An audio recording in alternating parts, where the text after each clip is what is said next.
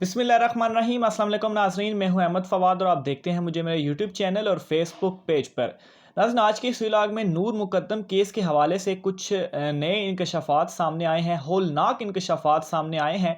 उस हवाले से आपको मैं डिटेल्स बताऊंगा। नूर मुकद्दम एक अफसोसनाक वाक़या, एक जुल्म जो हुआ, किस तरह से उन्हें जो है वो कत्ल किया गया।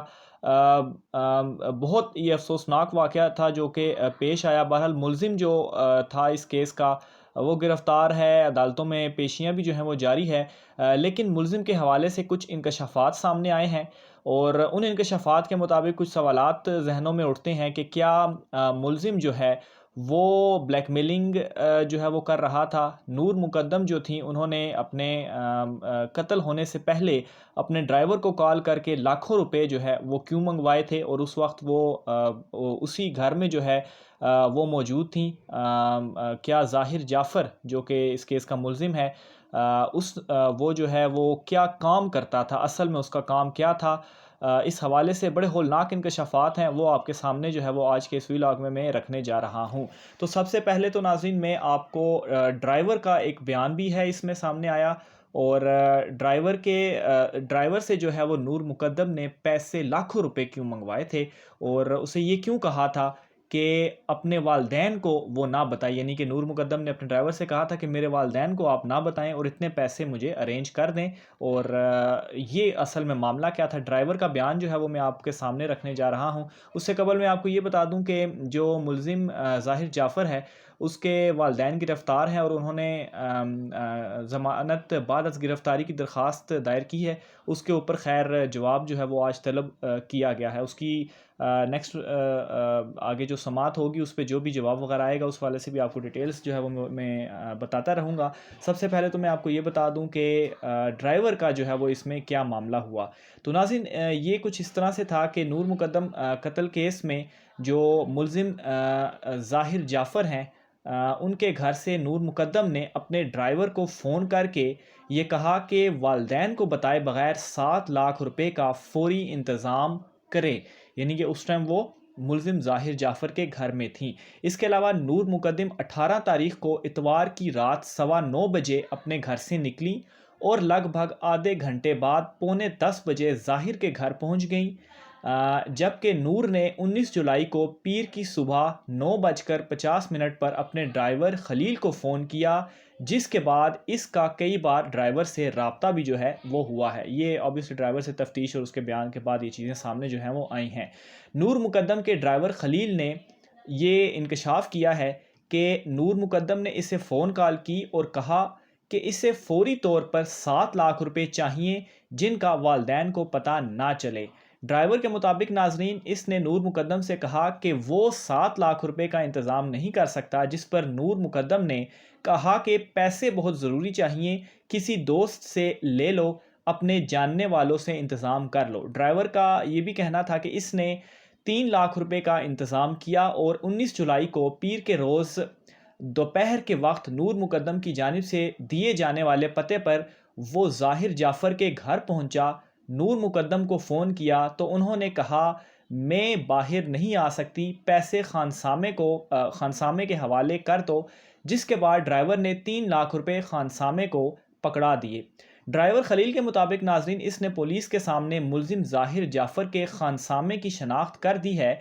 जबकि ड्राइवर ने यह भी इंकशाफ किया कि जब नूर मुकद्दम ने इसे पहली बार फ़ोन किया तो कहा कि वालदैन को बता दो कि मैं लाहौर जा रही हूँ।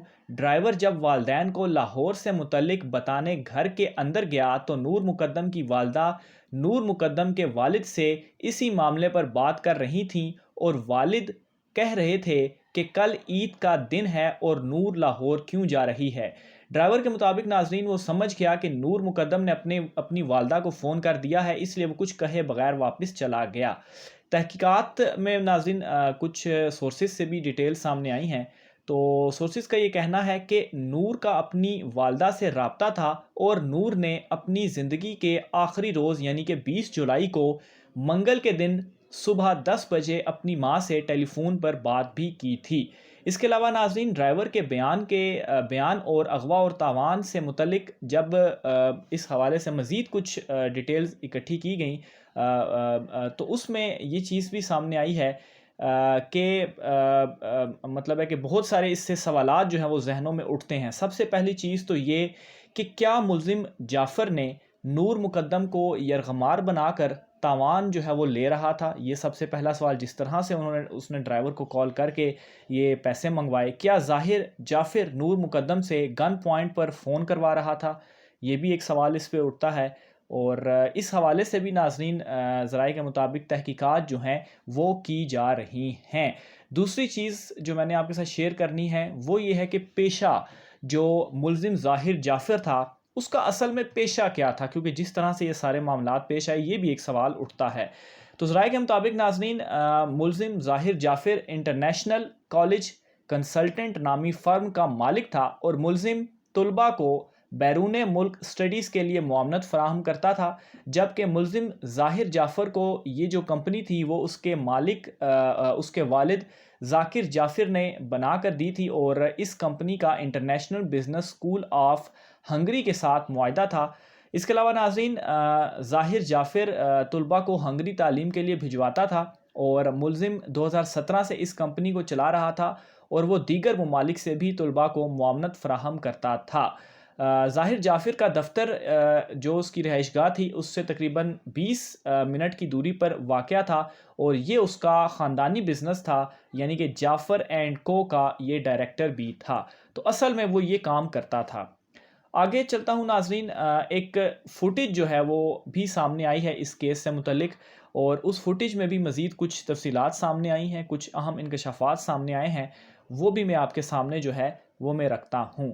تو فوٹیج کے مطابق ناظرین نور مقدم جو تھیں وہ پہلی منزل سے نیچے گرتی ہیں، جب وہ گرتی ہیں تو دروازے کی طرف گرتے ہی وہ دروازے کی طرف دوڑتی ہیں، لیکن ملزم ظاہر جعفر اسے گھسیٹتے ہوئے اندر لے گیا اور دروازہ اس نے بند کر دیا۔ کہ پہلے وہ obviously نیچے گری ہیں تو اس کے پیچھے وہ آیا، ملزم آیا، اور وہ اس نے نور مقدم دروازے کی طرف بھاگنے کی کوشش کی، لیکن اتنی دیر میں ملزم ظاہر جعفر پیچھے آیا اور اس نے اس کو پکڑ کے گھسیٹتے ہوئے واپس کمرے کی طرف وہ لے گیا۔ اس کے علاوہ ناظرین اس ویڈیو میں یہ بھی مزید دیکھا جا سکتا ہے کہ جو گارڈ ہے وہ بھی نظر آ رہا ہے اس ویڈیو کے اندر، لیکن گارڈ نے ملزم کو روکنے کی کوشش نہیں کی۔ یہ بھی ایک کویسچن مارک ہے کہ اگر نور جو تھیں وہ جب نیچے گریں اور گارڈ بھی دیکھ رہا ہے ان کو، اور جب ظاہر جعفر انہیں گھسیٹ کر اندر لے کر جا رہا تھا تو گارڈ وہاں پر موجود تھا، وہ وہاں پر دیکھ بھی رہا تھا، تو اس نے روکنے کی کوشش کیوں نہیں کی؟ یہ ایک بڑا کویسچن مارک ہے، اور اس میں اس گارڈ کو بھی ضرور تفتیش میں لانا چاہیے کہ آپ نے آخر ایسا کیوں نہیں کیا۔ سیکیورٹی گارڈ ہیں، آپ کا کام ہی یہی ہے کہ سیکیورٹی کرنا، تو کچھ نہ کچھ وہاں پر انہیں کرنا چاہیے تھا، روکنے کی کوشش کرنی چاہیے تھی، پولیس کو اطلاع کرنی چاہیے تھی کہ یہ معاملہ جو ہے وہ یہاں پر پیش آ رہا ہے۔ اس کے علاوہ ناظرین ویڈیو میں مزید یہ بھی بتایا گیا ہے کہ بحالی مرکز کی ٹیم کافی دیر کے بعد ملزم کے گھر پہنچی، اور ٹیم کے آنے سے قبل ہی ملزم جو ہے وہ نور مقدم کو قتل کر چکا تھا۔ اس کے علاوہ ناظرین ملزم کا موبائل فون جو ہے وہ بھی برآمد ہوا ہے، اور اس میں بھی خیر مزید چیزیں دیکھی جا رہی ہیں، تحقیقات کی جا رہی ہیں۔ بہرحال پولیس کی جانب سے ابھی تک دفعہ 164 کا جو بیان ہے وہ ریکارڈ نہیں کیا گیا، ابھی نہیں کیا جا سکا۔ فرانزک کے لیے فون کو بھجوا دیا گیا ہے، اور یہ جو 164 کا بیان ہے یہ ریکارڈ جو ہے وہ نہیں کیا گیا۔ بہرحال تفتیش میں ایک اور چیز بھی سامنے آئی ہے کہ ملزم نے نور مقدم کو پہلے سے طے شدہ پلان کے مطابق قتل کیا، اور ملزم نے اپنے دوستوں سے کہا تھا کہ وہ امریکی شہری ہے، کسی کو قتل بھی کر دے تو اسے پکڑا نہیں جا سکے گا۔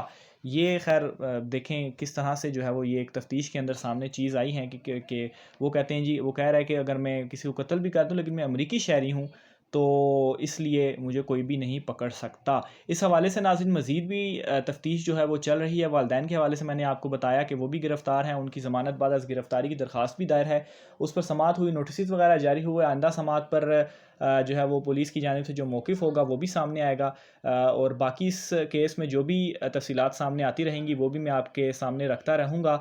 آج کے ولاگ سے ناظرین اتنا ہی، اپنی رائے کا اظہار کمنٹ باکس میں کیجیے گا اور مجھے اجازت دیجیے، اللہ حافظ۔